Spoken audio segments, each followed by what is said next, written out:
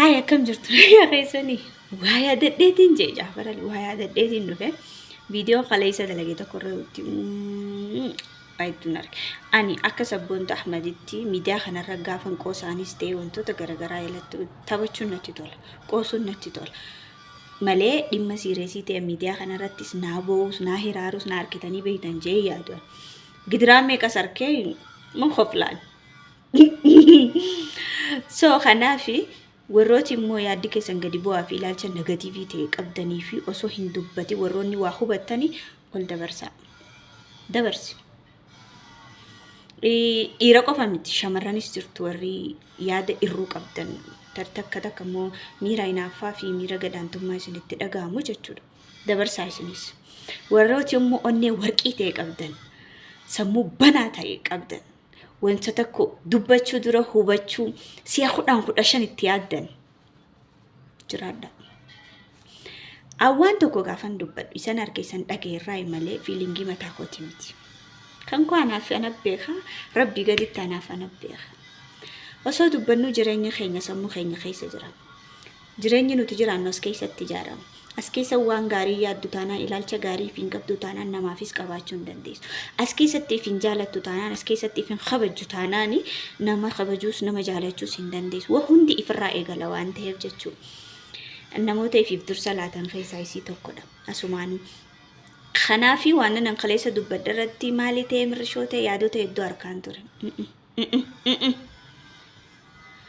Hin hubattu taanaan hin dubbatin. Kan hin jiruuf kanaafi jechuudha. Arras borus miidhaa dubartootaa fi daa'imman irra gahu kan ittisuu danda'u hawaasaa fi hawaasa qofadha. Hawaasatu dura dhaabbachuu danda'a. Baay'izawwee wantoota kabajamuu qaban dhala namaa keessaati tokko dubartiidha. Dubartiin haadha keetii si deesse. Obboleettii teetis wajjin dhalatte. Haadha manaa keetii ni fuuta. Ni dhalchite ilmoo keetii. Sii galee.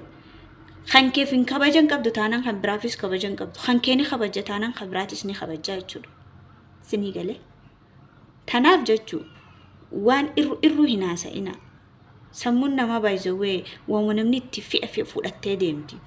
Waan irruuf hin barsiisin obboleessa kiyya. Waan yaada irru sammuu kee keessaa baasi.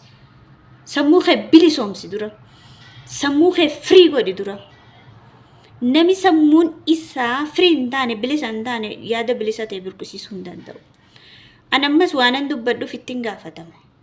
Waan ati hubatteef immoo sharrummaa keefsumatu itti gaafatama. Anaan ilaallatu inni keessaa na baasiisa. Hubannaa keetiif dhimma itti gaafatamuuf hin qabu.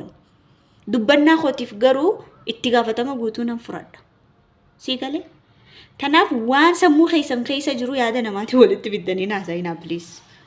Dhiisi Oromoo. Tawgin Oromoo jee mucaan eenyudha? Inqasan jala basuri. Tawgin Oromoo, dhiisi Oromoo. Khalaas dhiisi. Anneen kaleessa akkas jeeni numayyuu wanta muraasa takka irraati yaadichi natti dhufnaan akka qoosaatti dubbadhe. Kunoo obboleettiin keenya ajjeefamtee bineensaan nyaatan. Dubartiidhaan. Maatiidhaan. Biyyadhaan.